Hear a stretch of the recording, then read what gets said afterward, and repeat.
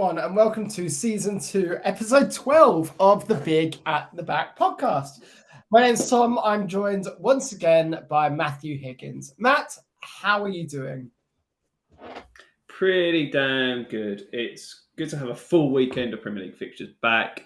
I actually got to enjoy and watch most of them, at least the ones that were televised. So it's been a lovely weekend, and repping the West Ham shirt because we actually fucking won a game. But outside of football, things are good as well. It's just a bit fucking miserable out there, isn't it? So, but I can't complain too much. How are you? I'm good. It was nice to have a full weekend of football. Internationals, I don't care about the Nations League. I think it was also partly because they had those fixtures in like June, July time that the Nations League just lost any kind of credibility because of that. I think you had KDB coming out and saying he didn't want to play. I just don't care about international football. So I'm really glad the Premier League's back and a load of really, really entertaining games for us as well. First week back from the internationals. Yeah, it was a really good weekend of football. The only sort of downside was the last televised game on Sunday, the absolute bore draw between Leeds and Villa, which we'll obviously get to. But oh my God, after the excitement of the Manchester derby to then go from that to the absolute. I mean, did even Villa or Leeds fans really care about that game? No, I don't think they did, and I don't think the players did either. But we'll come on to that. So let's start by looking at how we've done on FPL. So, all right week for you? All right is, I think that's the key word. Like 71 points, which is above average technically, just about, but red arrows all round. So it's very bittersweet. Pope in goal with just the 2 points. Very annoying that they threw away that clean sheet at the end, especially when I've now got Ward on the bench with 8 points, which I think a lot of people will be in that boat this week. Then Trippier actually banked his clean sheet, thankfully, picked up 7 points.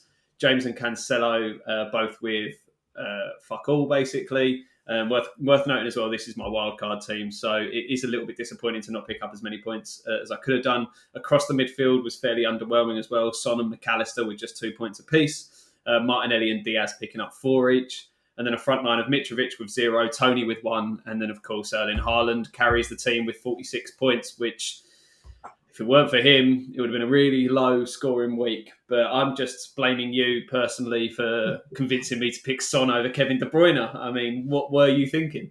I mean, I still think that's a better option moving forward. KDB was, again, playing very deep. He's on set pieces. He got 2 assists.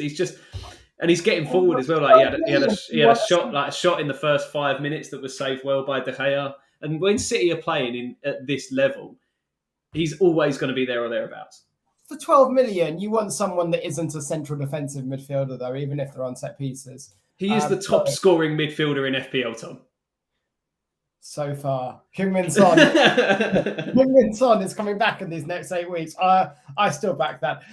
But my team is slightly better, and there's one reason, and that is James Maddison, who I don't know why you didn't get him. Like, it's absolutely bonkers to me. But yeah, Pope and goal, same as you. Cancelo and Trent both resulting in poor performances. We'll get to those in a minute. Trippier keeping a clean sheet was great. In the midfield, Maddison with 18 being the big one. And of course, Haaland with 46 up front as well. Massive, massive week for Erling Haaland. And he was the story of the game week yet again, really, wasn't he? He's just a machine. We keep saying it. We're saying it in our group chats and things like that. He is, like, especially De Bruyne with him as well. They are like a cheat code. You've got the best passer in the world at the moment and the best finisher in the world. And those two combining is just unbelievable. And then you're throwing like Foden bagged a hat-trick as well. He had a good game. Like, Man United didn't help themselves with the way they set up, but Haaland is like, he's got to smash all records this season if he stays fit. I totally agree. He was absolutely awesome. Well, you know what? Stop going in chronological order. Let's start there because the Manchester derby was the highlight of the game week, and what a game it was. Absolutely unreal. Man City 6, Man United 3. Haaland and Foden both getting hat-tricks. Haaland with 2 assists as well. the guy's absolutely nuts. The previous quickest to as many hat-tricks as he's got was Michael Owen in 46 games. Haaland's done it in 8. And Haaland is about like 9 goals off the last year's Golden Boots. And it's only 8 games in or something and like only that. 30 games to get them. Yeah. He might struggle. He might struggle indeed. But there's so many stats. I think he's currently averaging 14 touches per goal as well. The guy's just an absolute monster. All I'm going to say is the only manager that has managed to stop him scoring in all competitions this season was Scott Parker. Brilliant. What a that it just shows he's a tactical genius, is that Scotty Parker. But what a game. I mean, at half time it's dead and buried, and then when you get that one goal back and you think surely not. It was a great finish from Anthony, like out of nowhere as well. A great finish. He was the only player in this game that really sort of came out for the Man United with any sort of, I don't know, sort of pride and ability to hold his head up high, maybe a little bit. Scored in his first 2 appearances now for United in the Premier League. And he looks a good player, and he's got a wand of a left foot as well. But I say it was the Haaland show, wasn't it? 3 goals, 2 assists, racking up all the bonus points. 102 on the bonus points score, which is just unbelievable.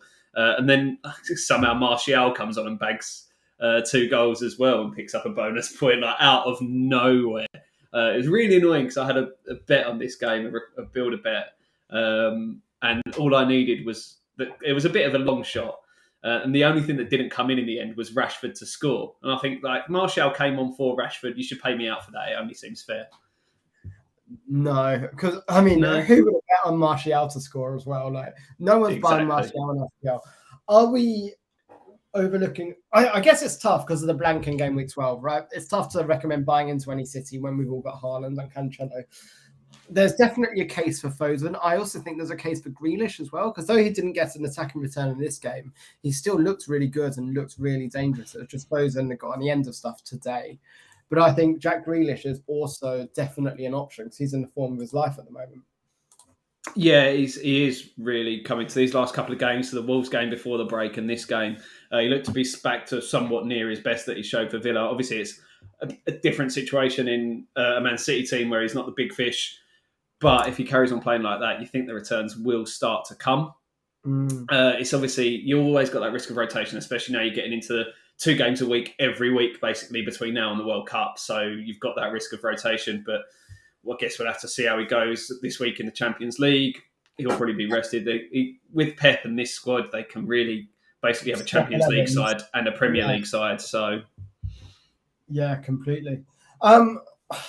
Manchester United, we'll come to this with Liverpool as well, but the midfield and forwards lines really didn't help the defence. And I felt a bit sorry for the defenders.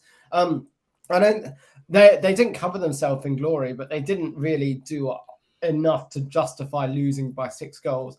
But the midfield and forwards were just losing it constantly in sloppy positions. They weren't pressing as a team. They weren't pressing properly. It was back to the Manchester United of old. Now, honestly, it feels like under Ten Hag, this is just a bit of a blip. It feels like you're playing against the best team in the world. You've had a bad game. Let's move on to the next one. Rather than, say, a few years ago when it would have been, oh my God, panic stations. I still think United are fine.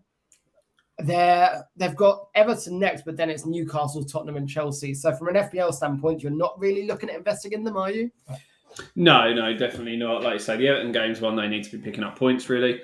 And I agree, this does feel more like a blip with the form they had going into the international break and things were picking up. City's always going to be a very difficult game, especially when they play as well as they did on the day. They were absolutely unstoppable, and they could have, like, if it weren't United, and De Gea made a couple of good saves, at points, like, it could have been a lot worse. McTominay was absolutely dreadful. He was just missing for large parts of the game. And why would you not start Casemiro in this game? A big physical player. He'll get involved. He'll get in tackles. And he's got a good record against City. Like at Real Madrid, in that game last year at the Bernabeu, he was one of the best players on the pitch. But McTominay's been really good for the past 4 wins in a row. Like, McTominay's probably been their stand-up midfielder. I actually think it would have been very harsh dropping McTominay for this game, and form suggested he was up for it. In that case, drop Eriksen. No, I agree with that, but then even Casemiro has to play. I agree. I think problem is he's won 4 games in a row. He doesn't want to change the winning formula. I get it. I don't agree with it, but I get it from that perspective.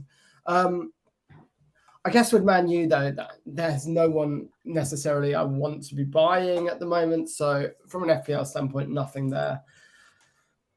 Let's jump to the Liverpool game then, which is on the Saturday. It was Liverpool 3, Brighton 3. And what a horror show for Liverpool initially in the first half. I was watching it. Were you? I had it on. I had this game on, and I had the Chelsea game on, actually. So I was sort of flicking between the two.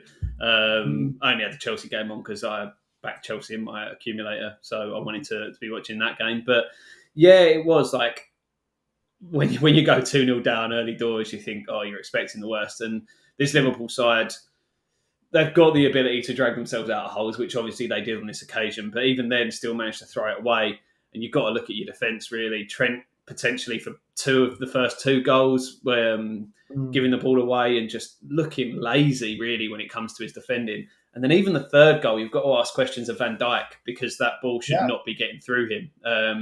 But you've got to give credit to Trossard, really, like to score a hat-trick at Anfield. The first player to score a Premier League hat-trick at Anfield since Andre Arshavin in 2009. Wow, that does take me back. Oh yeah, they had a thing about Phil Foden being the first player to score a hat-trick in the Manchester derby since Erling Haaland. But yeah, on Liverpool, I think Gary Neville had a really good sketch on Monday Night Football about Trent Alexander-Arnold. But I think the really key thing here is Trent Alexander-Arnold, his game is maybe 70% going forward and 30% defending. Maybe it should be more of a 60-40 ratio. Robertson does 55-45 and does it really well. But Trent's game is a bit out of balance at the moment. The problem is the midfield has no legs and are offering no protection. Salah's just turned 30. He can't get back and defend Trent like he used to. So Trent is just being completely exposed time and time again in 2v1s and 3v1s. And I think it's an easy go-to. Trent can't defend. I mean, his defending isn't great, but it's also not a huge part of his game. And if you're playing Trent, you need to provide the legs in midfield to offer support the way Henderson used to when he was able to run. Henderson's 32 now. He can't keep up anymore. James Milner's been starting for Liverpool. He's like 50. So until we solve that midfield problem, it is going to stay a defensive issue for Liverpool at the moment. And yeah, we came back and got 3 goals. Firmino missed like 4 or 5 gilt-edged chances. I've said it 100 times. Firmino should not be starting in 2022 for Liverpool, especially when Jota and Nunez on the bench. But I think Liverpool at the moment, they're a bit of a hold for me, just because you've got Arsenal and Man City as the next 2 tough games. But then you're coming out of that and you've got West Ham, Forest, Leeds all in a row. So I think if you've got Liverpool, particularly Diaz and Trent, you're holding. If you've got Salah, then you're probably holding for that game week 12 fixture, right, against West Ham? Yeah, I think so. He's got a great record against West Ham as well. The issue is defensively for me. Like you say, Trent always got like a big game in him, whether like potentially going forward, but I can't see you keeping a clean sheet in these next 2 games. Team like Brighton did it on Saturday. They just attack you down your right-hand side. And the next 2 games, you've got Arsenal, who've got Martinelli bombing down that left-hand side, and they targeted Spurs on their right on Saturday lunchtime. And then you've got Man City, again, who are just going to attack you all down their left-hand side, your right-hand side. So people are targeting Trent at the moment, and it's a sensible and it's the obvious move because his confidence is going to be low defensively. And like you say, he's not getting any coverage, so it's easy for him to get overwhelmed out there. So it's going to be interesting to see what Klopp does to try and combat that in these next 2 games. But I mean, at the moment, I've just got Diaz. That's my only Liverpool asset, and I don't see that changing. Obviously, it was a bit annoying when he was benched, but I came on at half-time and at least bagged an assist. So hopefully he can get something in these next few weeks for me. Yeah, I think Diaz is a hold from a Liverpool perspective. I also think if you've got Salah now and you're not wildcarding, then you're almost stuck with him. And Salah plays well against the big teams as well. Trent is a very, very tricky one because you can't see him keeping a clean sheet in the next two, but he could pick up an assist or two. And he typically plays well against City as well. So you're just not sure how that goes. But yeah, anyone else, if you've still got Robertson, get out. Brighton, I said it a few weeks ago, Trossard's the only one you're looking at realistically. A lot of people have got Gross, but I think Trossard is the main man up top. Maybe you can get Darren Bent in for that game week 12. Darren Bent? Wow, that's Danny Welbeck. I caught myself there. I am definitely getting Darren Bent in. Maybe you can get Danny Welbeck in for that game week 12 fixture against Forest. I think that would be a really good shout if you're looking for a Mitrovic replacement, for example, or a Tony replacement. But honestly, that's it for me with Brighton. Yeah, I think Trossard's the only one you're really looking at. Yeah, I mean, he obviously absolute haul of the week. I'm still like, obviously picked up a hat trick, but Trossard's a player for me who's always sort of been on the fringes and I've never really considered him massively as an FPL asset. Obviously, I've proven wrong this week, but I wouldn't be surprised if he then goes back into getting like an assist every few games or a goal every few games for the next sort of 5-6 weeks. That wouldn't surprise me at all. Yeah, Spurs next is a trickier one. Brentford are a little bit miserly at the back, so it could be hard to come by. But I mean, obviously, new managers come in and it's a little bit more chaotic, their style of football seems to be, but they're obviously looking to play good, attractive, attacking football. So, and Welbeck, like you say, potentially when you look at that Forest game, because they look awful, Welbeck looks good at the moment as well, and he should have had at least one goal on Saturday when he had that free header and he put it pretty much straight down Alisson's throat. You could have been like 4-0 down. Could have been 6-0 down at one point, like if Welbeck could finish, but unfortunately for Liverpool, he can't. Like Liverpool defended so terribly. Like it was Van Dijk's been really, really poor this season. Not having a fixed centre-back partner hasn't helped him. I don't know what. Just the midfield protection isn't there from Liverpool. Fabinho's having a rubbish season. The other midfielders are all on the wrong side of 30.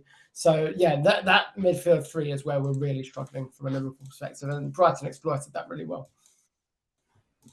Realistic situation where you potentially lose your next 2 games, and that will put you on 10 points after 9 games. You could be below West Ham after these next 2 games. That'd be funny, wouldn't it?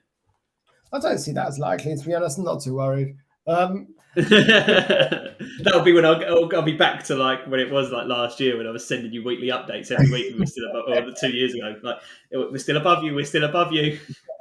Every bloody week for about 10 weeks. Let's talk about the whipping boys then, because Leicester 4-0 over Nottingham Forest. How much can we read into this game? Let's start from a Leicester perspective. I don't know. Forest are very bad. That's why it's really hard. Like you said about Maddison, obviously 2 goals and assist, like a great return for him.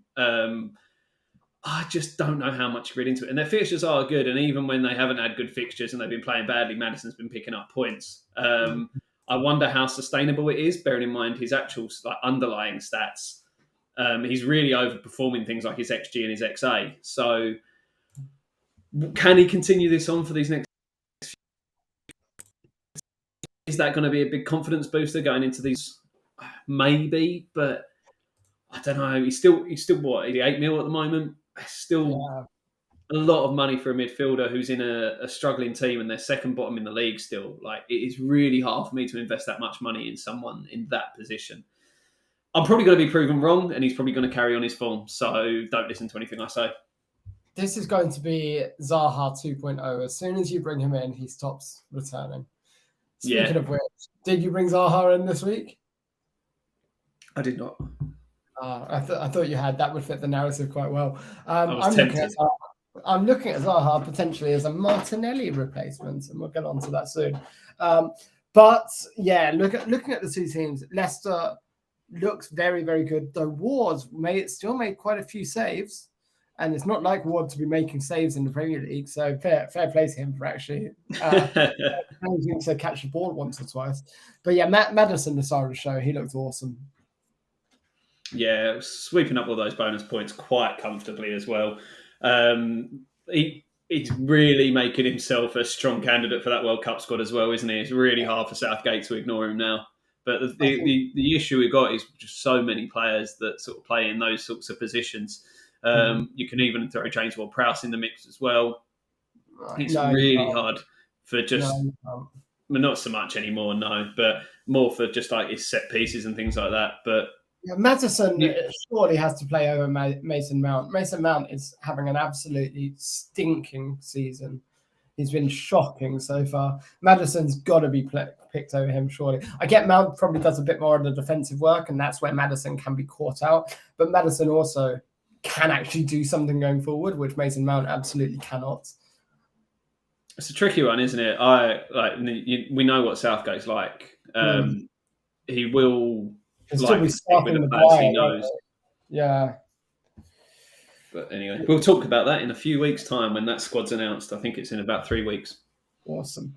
Let's move on to another game then. And if we're looking at ones we want to talk about, which one would you like to do first? West Ham Wolves or the North London Derby? Let's go to that North London Derby because it kicked us off for the week. And it was a pretty entertaining game overall. Yeah, very, very fun to watch, I thought. I enjoyed it. I do like. I can't complain when you watch Spurs capitulate like that. It's just so much fun. It was, what the hell was Royale thinking? It was the most ridiculous challenge I've ever seen ever. Like, it was completely unnecessary as well. Completely unnecessary.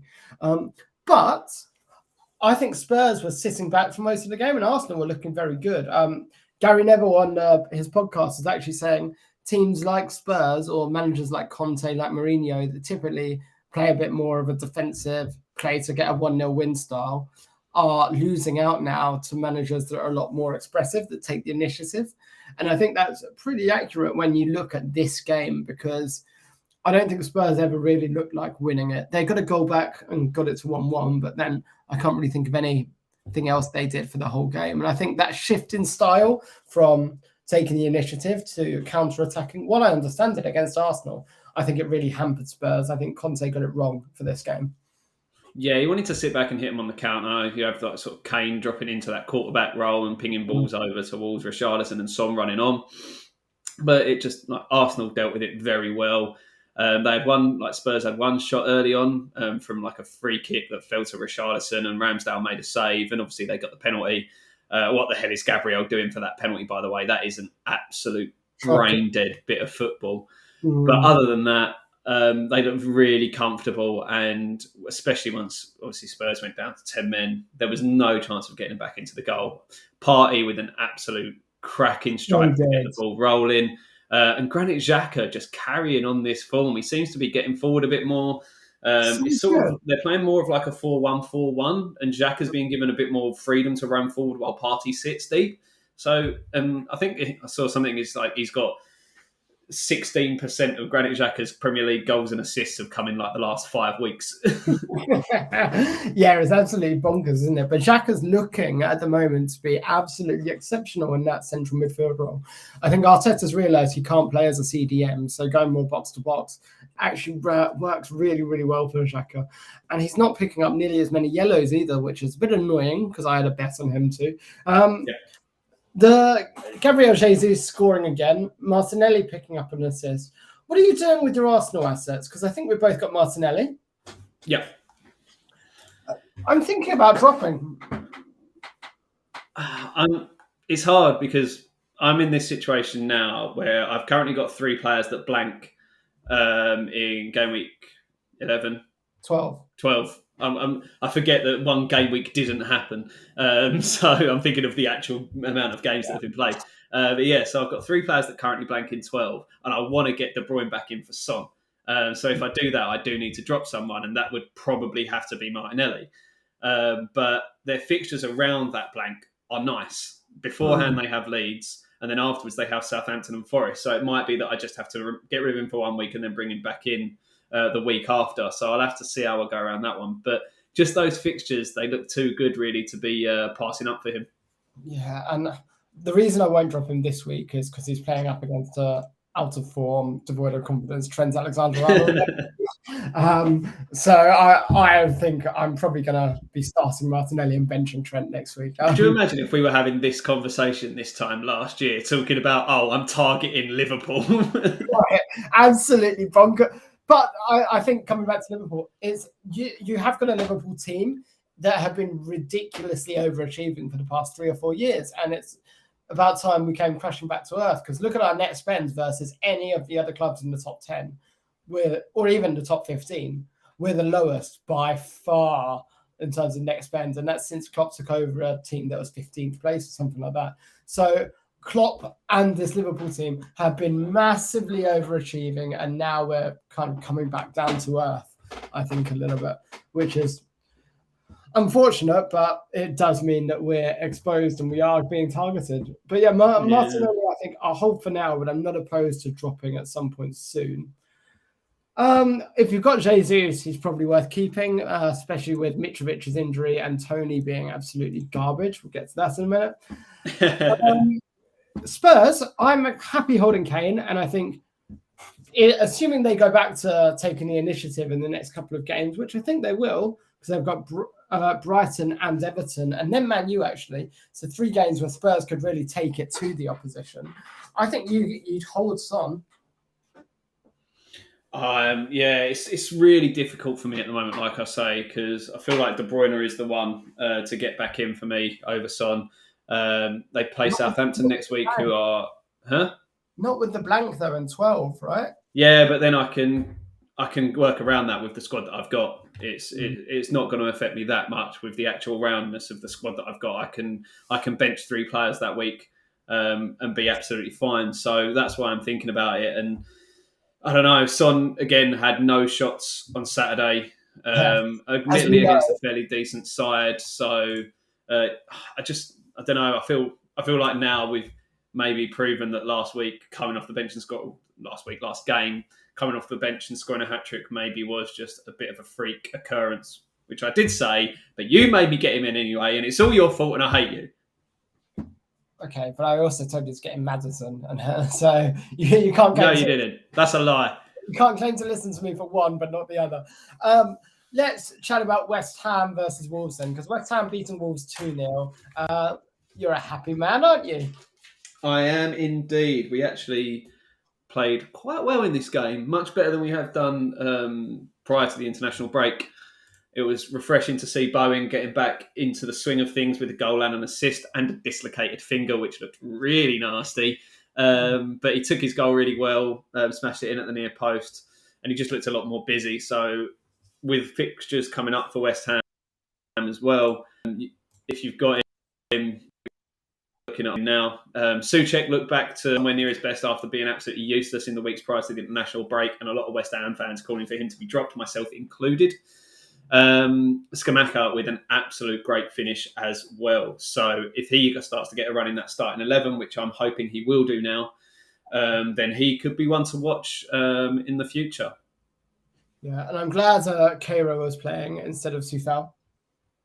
He was really, really good at right back. It was good to see him pull over there. He had a good game for Germany there against England for the most part. And Soufal has been fairly poor as well. So him going over to right back and bringing Dawson back into that starting 11 seemed to really solidify us at the back. It probably helped us as well that Neves was playing at centre-back for Wolves with their lack of available centre-halves through both injury and suspension. So they looked a bit toothless going forward as well. I think they only had a couple of shots on target for the whole game. Diego Costa came on and actually looked quite lively. He can still hold up the ball pretty well, and he did have a good header, but he put it wide, and it was a good chance for him. So it wouldn't surprise me if he comes into the starting 11, bearing in mind their next game is Chelsea.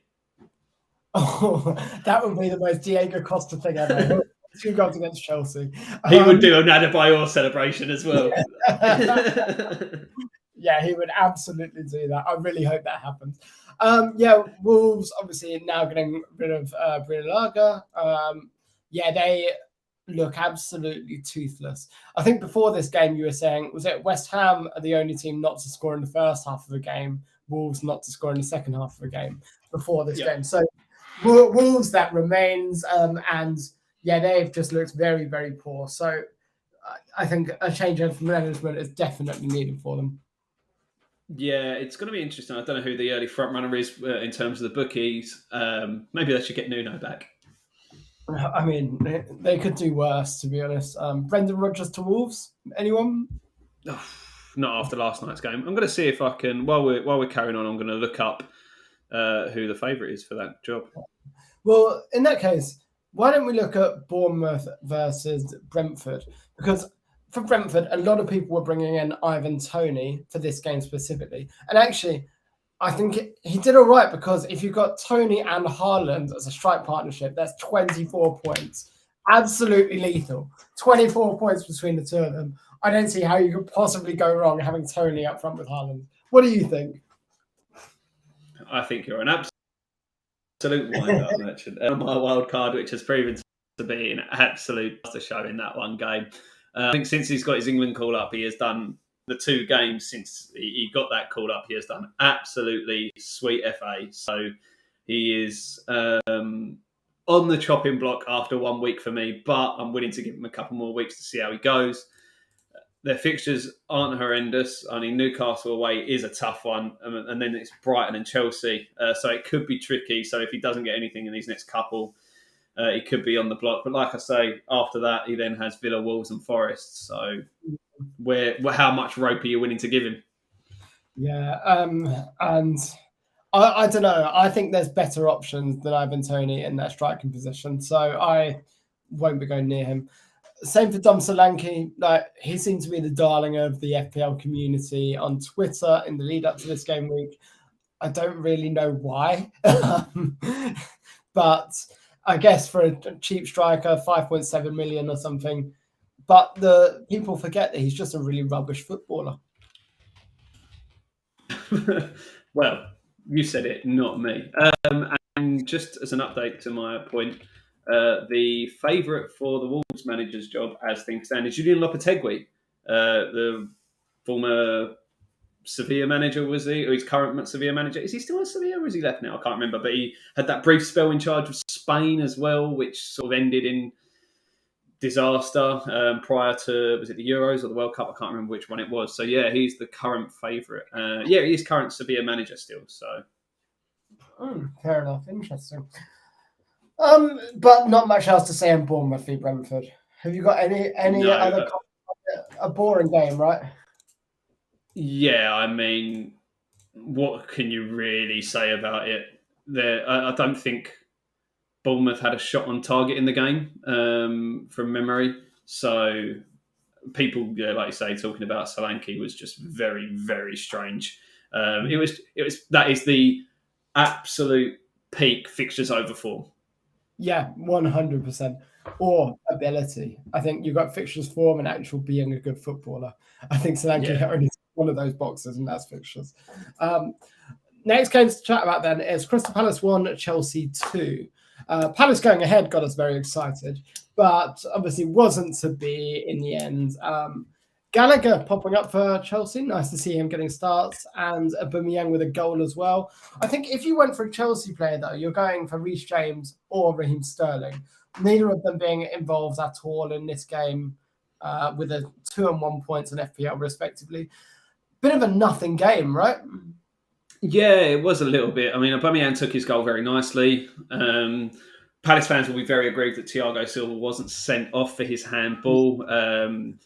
And probably rightly so, but I think it's one of those, whichever way the referee gives it, VAR is not going to overturn it. Yeah. But yeah, Aubameyang took his goal nicely, and Gallagher, with his first goal for Chelsea against the club that he obviously had such a good stint with last season on loan, breaking their hearts in the last minute. It was a fantastic goal as well. Edouard with a very nice finish for his goal, but like we say, Zaha picking up nothing, get in there. I mean, Palace's fixtures from now on look really, really good because they've got Leeds at home, Leicester away, Wolves at home, Everton away, Southampton at home, West Ham away, and then Forest away. So all the way up to 16, Crystal Palace's fixtures look awesome. I think now's the time to bring in Wilf Zaha at 100%. If you can get him in, I would get him in for this run of fixtures. The next 5 or 6 look absolutely awesome for them. So I think I will let you know if I get him in, because then you can just not worry about it.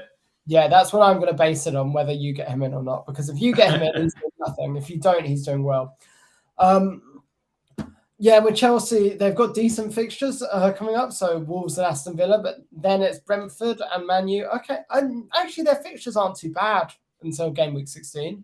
So I'm not completely opposed to bringing in Chelsea as well. I'm probably going to bring in Fofana as a replacement for the injured John Stones, just get an extra million in the bank. Because I can use that to upgrade then Martinelli to Zaha. It's good as well. Like I say, Wolves are the lowest scoring side in the league. So if Chelsea are going to keep a clean sheet, this week is hopefully the week that they will for any Reece James or Fofana owners or anyone. Diego Costa, anyone potentially? It's written in the stars. 2 more games to speak about this week then, and one of them I'd rather not speak about. You mentioned it before, but the bore draw between Leeds and Aston Villa. And Aston Villa seem to have got it together defensively, but offensively they look quite boring. Although Mcallister did make 6 saves in this game, picking up all 3 bonus points. But there's just not much to say here. Rodrigo being back, actually, that's a good point. Yeah, good to see him back from that injury. Might take him a little while to get back to the form he was showing before that injury. The main point for me in this game was Sinisterra's red card. What absolute idiot.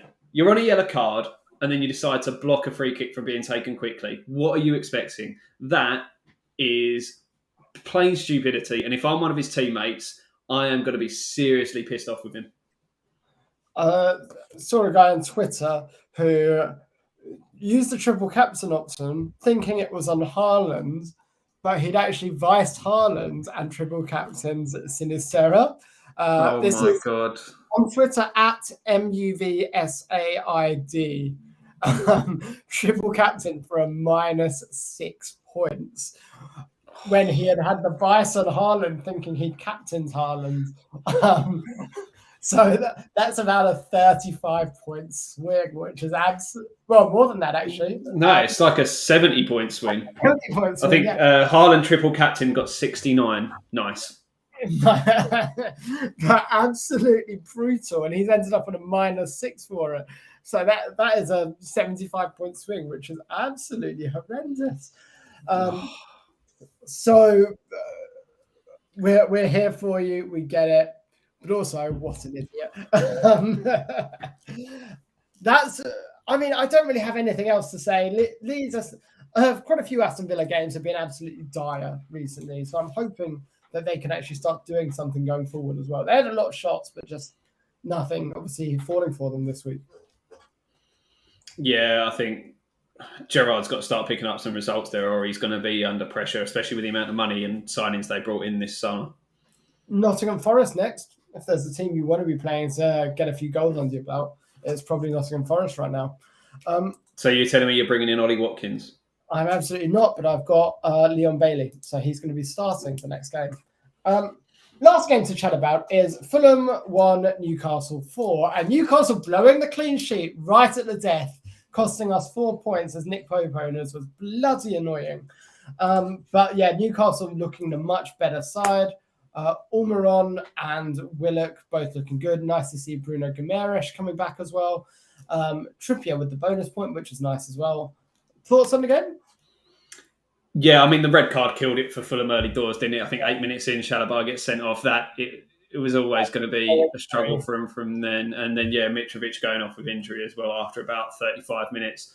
It looks like he might be fit for the weekend, they're saying, but obviously wait and see until later in the week before you're making your transfers, just in case. But yeah, Almiron picking up 2 goals. The volley he scored was fantastic. It almost looked as though he took it with his wrong foot as well. It looked like it was going to fall onto his right foot, and he swung his left foot at it, and it just loops into that far corner. But yeah, like I say, the most frustrating thing is the throwing away of that clean sheet right at the death when you've been cruising against 10 men, you're 4-0 up, and then you go and throw away your clean sheet. What are you doing? Leno actually had a really good game here as well. Like, it could have been much worse. He made some really good saves. Yeah, completely agree. Anyone in particular you're looking at from Fulham? I've still got Andreas. I've still got Mitrovic. I'm going to wait to see on the news for Mitrovic because I'd like to start him in the next game. Yeah, I'm holding on to Mitrovic, and I've still got Andreas as well. I don't think anyone's going to be getting rid of him at his price point, are they? It'd just be stupid to. So, yeah, I don't think you're really going to be changing anything with your Fulham assets. They've got a nice run of fixtures coming up. So if Mitrovic is fit and firing for those, when you're looking at West Ham, Bournemouth, Villa, Leeds and Everton as your next 5, that is a nice run of fixtures. And you'd like to think this will just be a blip for them because, like I say, playing with 10 men for 80 minutes, you're really going to be fighting an uphill battle. Yeah, completely. Let's look at our teams then for next week. So I'm lining up with, at the moment, transfers pending, but at the moment it's Pope in goal, back 3 of Cancelo, Trippier and Mitchell, midfield 4 of Martinelli, Bailey, Luis Diaz and Maddison, and then up front is Mitro, Kane and Haaland. Now, John Stones on my bench is injured, so I'm going to be bringing him out probably for Fofana, and I'll probably start Fofana over perhaps Leon Bailey, just because as much as he's playing Forest, he's still not a very good footballer. So that's the thinking at the moment. Whether I end up bringing anyone else in is TBC, but that way I can get a bit of money in the bank and be ready to drop Martinelli for Zaha as well. What are you thinking? I'm really sort of torn at the moment. So my current lineup is Pope in goal as well, a back 3 of Cancelo, James and Trippier, midfield 4 of Mcallister, Martinelli, Luis Diaz and Heung-min Son, and then a front 3 of Tony, Haaland and Mitrovic. Obviously need to wait and see about this Mitrovic injury and see what happens there. Also really considering getting De Bruyne in, but I've got to wait until these Champions League games in midweek. So many times people have been spurned by making a transfer prior to these midweek games. Someone picks up an injury or something happens that makes you want to change your plans. So obviously you've got European football right through until Thursday night. If you can, wait until Friday. There's no early games Saturday either. So the first fixture is 3 o'clock on Saturday because there's 3 TV games on Sunday. BT Sport have got their game at 7 o'clock on Sunday evening, presumably because Man United are in the Europa League, so they couldn't then play on Saturday. So that game got shifted to Sunday night. So wait as long as you can to make those transfers. You've got right up until Saturday afternoon now. Yeah. And when in doubt, stick your armband on Haaland. Seriously, he's at home to Southampton. You do not... City versus Southampton is one of the 3 o'clock games on the Saturday. When Haaland goes mad and probably gets another hat-trick, because let's be honest, it's more likely to be a when than if, you don't want to have tried to captain someone else and be a maverick and have the whole weekend upset and grumpy about Haaland doing well. Just enjoy this form while it lasts and stick your armband on him. Yeah, I mean, he scored 3 hat-tricks in his last 3 home games. You're not going to be taken. I mean, it would not surprise me if he has the highest effective ownership we have ever seen in FPL this weekend. And it would be justified as well. Definitely. Awesome. Well, that's it then from us. As I said, we will be back next week on Tuesday after the Monday night game. We will look to start thinking about what our England squads and podcasts will look like as well, because we'll do quite a few in the build up to the World Cup. Until then, though, have a great week, guys, and have a great weekend.